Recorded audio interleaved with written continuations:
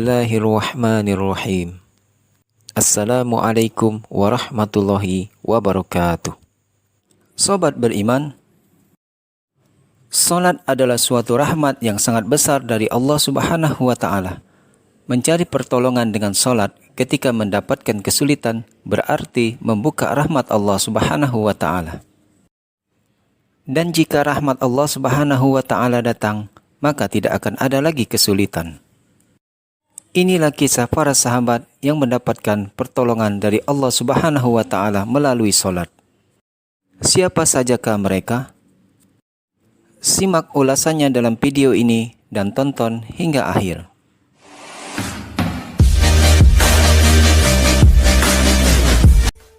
Dari Huzaifah radhiyallahu an, ia berkata, apabila Rasulullah shallallahu alaihi wasallam menemui suatu kesulitan, maka beliau segera mengerjakan salat. Hadis riwayat Ahmad, Abu Daud, Durrul Mansur. Banyak riwayat yang berhubungan dengan masalah ini. Abu Darda radhiyallahu an berkata, jika terjadi angin ribut, maka Rasulullah shallallahu alaihi wasallam akan segera masuk ke dalam masjid. Dan beliau tidak akan keluar dari masjid selama angin belum reda. Demikian juga ketika terjadi gerhana matahari dan gerhana bulan. Rasulullah SAW akan segera mengerjakan sholat. Begitu juga para sahabat beliau. Mereka mengamalkan sebagaimana yang diamalkan oleh Rasulullah SAW. Suhaib radhiyallahu an telah diberitahu oleh Rasulullah SAW bahwa para anbiya alaihissalam pun jika mendapatkan suatu masalah, mereka akan segera melaksanakan sholat. Pada suatu hari, Ibnu Abbas radhiyallahu an sedang berada dalam perjalanan. Beliau mendapatkan kabar bahwa anaknya telah meninggal dunia. Beliau segera turun dari untanya, kemudian mengerjakan sholat 2 rakaat dan membaca, Inna lillahi wa inna ilaihi raji'un. Kemudian beliau berkata, saya telah melaksanakan apa yang telah diperintahkan oleh Allah Subhanahu wa Ta'ala di dalam Al-Quran. A'udzubillahi minasyaitonirrajim. Wasta'inu bis-sabri was-salah. Dan carilah pertolongan Allah dengan sabar dan salat. Al-Quran ayat ke-45. Satu kisah ketika suami Ummi Kulsum radhiyallahu anha, Abdurrahman bin Auf radhiyallahu an, telah menderita sakit yang sangat parah. Melihat hal itu, Ummi Kulsum segera melakukan salat. Dan begitu selesai, Abdurrahman radhiyallahu an sudah siuman kembali. Beliau bertanya kepada orang-orang di sekelilingnya, apakah saya tadi seperti orang yang sudah mati? Orang-orang menjawab, iya benar. Abdurrahman radhiyallahu an berkata lagi, 2 malaikat telah mendatangi aku dan berkata kepadaku, ayo pergilah menghadap Ahkamul Hakimin. Dia akan membuat suatu keputusan terhadapmu. Kemudian malaikat tersebut membawaku pergi. Lalu malaikat yang ketiga menghampiri dan berkata kepada kedua malaikat tadi, kamu berdua pergilah. Dia termasuk ke dalam golongan orang-orang yang berbahagia dan beruntung, yang telah tertulis semenjak dia berada dalam kandungan ibunya, dan sekarang anak-anaknya masih memerlukan manfaat darinya.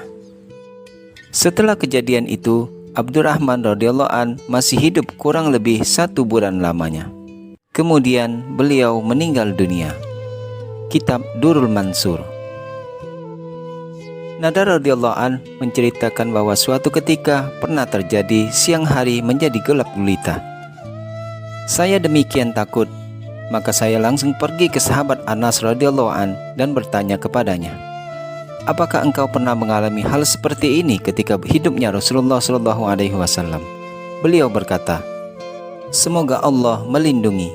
Pada zaman Rasulullah sallallahu alaihi wasallam pernah terjadi angin bertiup sangat kencang. Maka kami segera pergi ke masjid dengan penuh ketakutan kalau hari kiamat akan datang.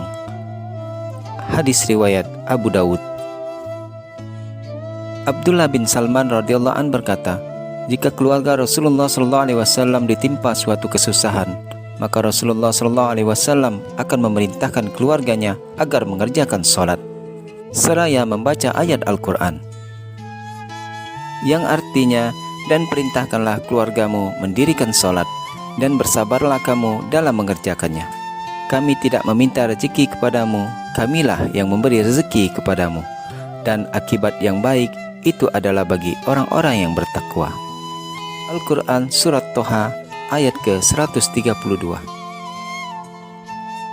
Dalam sebuah hadis disebutkan, jika seseorang memiliki suatu keperluan, baik mengenai urusan dunia ataupun agama, atau mengenai hubungan dengan Allah Subhanahu wa Ta'ala atau dengan hambanya, maka hendaklah ia berwudu dengan sempurna, sholat 2 rakaat. Kemudian memuji Allah Subhanahu wa Ta'ala dan bersalawat atas Rasulullah SAW, lalu berdoa dengan membaca La ilaha illallahul halimul karim, subhanallahu rabbul arshil azim, alhamdulillahi rabbil alamin.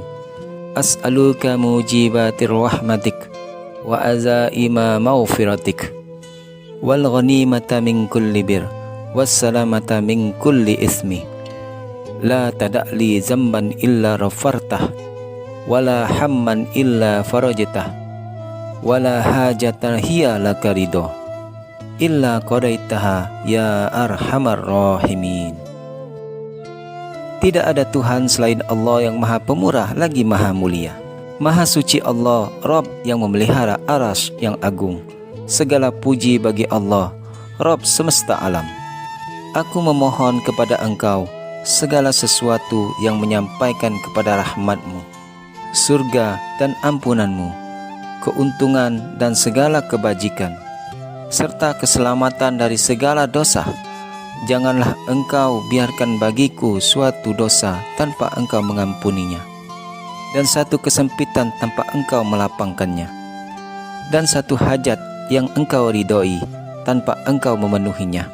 Terimalah wahai yang maha rahim. Maka insya Allah doanya akan dikabulkan. Wahab bin Munabbih rahmatullah alaih berkata, meminta hajat keperluan kepada Allah Subhanahu wa Ta'ala melalui solat pasti akan dikabulkan.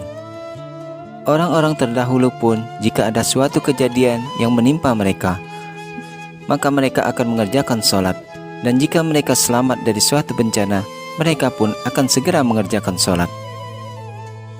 Dia bercerita, di Kufah ada seorang kuli barang yang sangat terkenal. Orang-orang sangat percaya kepadanya karena sifatnya yang jujur dan terpercaya. Maka para pedagang banyak yang mengamanatkan barang-barang ataupun uang mereka kepadanya. Pada suatu hari, ketika ia sedang dalam perjalanan, dia bertemu dengan seorang laki-laki. Laki-laki itu pun bertanya, "Anda mau kemana?" Kuli itu menjawab, "Saya akan ke tempat fulan." Laki-laki tersebut langsung menyahut, "Saya pun akan pergi ke sana. Saya dapat berjalan kaki bersama Anda. Atau bagaimana jika saya menumpang keledai Anda dengan bayaran sedinar?" Kuli itu menyetujuinya, dan lelaki itu pun menumpang keledainya. Ketika tiba di suatu persimpangan jalan, si penumpang tadi berkata, "Jalan yang satunya ini lebih dekat dan lebih mudah untuk makanan binatang karena banyak sekali rerumputan di sana." Kuli itu pun menjawab, "Saya belum pernah melewati jalan itu." Kata penumpang itu, "Saya sering melewatinya." "Baik, kalau begitu," jawab kuli. Mereka pun melewati jalan tersebut. Beberapa lama kemudian mereka sampai di suatu hutan yang menakutkan yang banyak berserakan bangkai manusia. Tiba-tiba si penumpang tadi melompat dari keledainya dan langsung mengeluarkan pedang dari balik punggungnya dengan niat akan membunuh si kuli tadi. "Jangan begitu," teriak si kuli. "Ambillah keledai berserta barang-barangnya, tapi jangan bunuh saya." Si penumpang tidak mempedulikan tawaran tersebut, malah bersumpah akan membunuh si kuli dulu, kemudian akan mengambil keledai serta barang-barangnya. Si kuli merasa khawatir karena si penumpang itu tidak mau menuruti sedikit pun. Akhirnya si kuli berkata, "Baiklah, tapi izinkanlah aku sholat 2 rakaat untuk yang terakhir kalinya." Sambil tertawa, penumpang itu pun mengabulkan keinginan si kuli dan berkata, "Silakan, cepatlah sholat." mereka yang telah mati ini pun telah meminta hal yang sama sebelum mereka mati. Tetapi solat mereka ternyata tidak menolong mereka sedikit pun. Segera kuli itu pun mendirikan solat dengan penuh tawajuh. Tetapi setelah membaca surat Al-Fatihah, tidak satu surat pun yang dapat diingatnya. Sedangkan si penjahat itu pun menunggu sambil terus berteriak, "Cepat selesaikan solatmu." Maka tanpa diduga terbacalah oleh lidah si kuli ayat yang berbunyi, yang artinya, "Atau siapakah yang memperkenankan doa orang yang dalam kesulitan apabila ia berdoa kepadanya dan yang menghilangkan kesulitan." Al-Quran Surat An-Naml ayat ke-62. Si kuli itu pun membaca ayat ini sambil menangis. Tiba-tiba muncullah seseorang yang menunggang kuda ke tempat itu dengan memakai topi yang sangat gemerlap terbuat dari besi dan sebuah tombak di tangannya. Lalu ditikamnya si penjahat tadi dengan tombak itu, sehingga matilah dia. Dan di tempat si penjahat itu mati, keluarlah nyala api. Si kuli langsung bersujud syukur kehadiran Allah Subhanahu wa Ta'ala. Setelah sholat, dia lari ke arah orang yang berkuda tadi dan bertanya, "Siapakah Tuan dan bagaimanakah Tuan datang?" Jawabnya, "Saya adalah hamba dari ayat yang kamu baca tadi. Sekarang kamu aman dan dapat pergi kemana saja yang kamu suka." Setelah berkata demikian, orang itu pun menghilang. Diambil dari kitab Najatul Majalis. Sebenarnya hakikat keuntungan sholat sangatlah besar. Selain kita akan diridai Allah Subhanahu wa Ta'ala, sholat akan menyelamatkan kita dari bala bencana di dunia dan dapat menenteramkan hati kita. Ibnu Sirin rahmatullah alaih berkata, "Seandainya aku diberi kesempatan untuk memilih antara surga dan 2 rakaat sholat, maka aku akan memilih sholat, karena surga adalah untuk kesenanganku, tapi sholat adalah untuk Allah Subhanahu wa Ta'ala." Rasulullah Shallallahu Alaihi Wasallam bersabda, "Alangkah dicemburuinya seorang muslim yang begitu ringan dalam kehidupannya, yakni keluarga dan hartanya tidak menyibukkan dirinya, dan dia memiliki banyak kesempatan untuk sholat. Selalu menerima atas rezeki yang diterimanya, bersabar atas segala sesuatu yang menimpa, beribadah kepada Allah dengan sebaik-baiknya, hidup tanpa disanjung-sanjung, matinya pun mudah, harta warisannya sedikit, dan tidak banyak orang yang menangisinya." Jami'us Shaghir. Wallahu a'lam bissawab. Demikianlah video kita kali ini. Semoga mempertebal iman kita kepada Allah Subhanahu wa Ta'ala. Akhirul kalam, wassalamualaikum warahmatullahi wabarakatuh.